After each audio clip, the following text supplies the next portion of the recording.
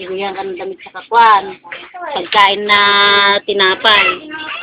Para may pamas pa. Yeah. Ano po pangalan niya? Pangalan ni... Siya? Hindi. Ewan ko anong pangalan niya sa school. Marie Chris. Ay, Marie Chris. Marie Chris. Santiago. Matali ka din.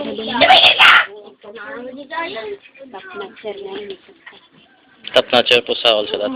Hindi. Iba yung top notch. Ibig sabihin naka-level yung mga... Honor siya. Pero iba yung top notch. Hindi na pang manita nationalin, pinagpapang yan. Nagpunta ng Maynila. Yan. Kapatid ko yung pinuntahan. Hindi kasi sanay na lumayo ng homesick. Mahirap kalaban yung homesick tsaka yung mga masyadong emotional sa malulungkot na isa-isahin ng buhay. Ayan, yung tatay niyan. Eh, bali dito po yung bahay nila tatay, no? Tatay niya.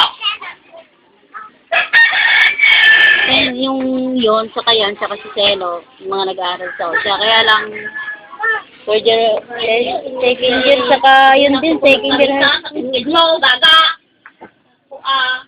Wala kami nakatulog din. Gising lang talaga siya. Pinapatulog pang mga kapitbahay. Pinagbawalan pang... Ay, kaya niya, di patayin niyo, naka namin, ha. Kung kaya niyo pumatay, ika na namin. Marami kasi makasitid ako. Siyempre kami nga, gusto ba namin na mag-iliyaw yan, di ba? Hindi naman mapigilan, no? Oo, paggabi nga, di sa diba? Ano gusto nila, patayin namin. Di gusto nila pumatay. Dahil nga tayo muryot, ang gusto natin karne. Napapalo na ako minsan ni tatay ko. Bakit tinatakot-takot ako? Oo na! Ano ang isip niya? Hindi naiintindihan ng mga kapitbahay. Tapos sila nga kung makainom dyan, wala-wala. Pakikisama lang ang ginagawa namin para wala lang tayo. Pagka ng bahay po dyan, sabi niya.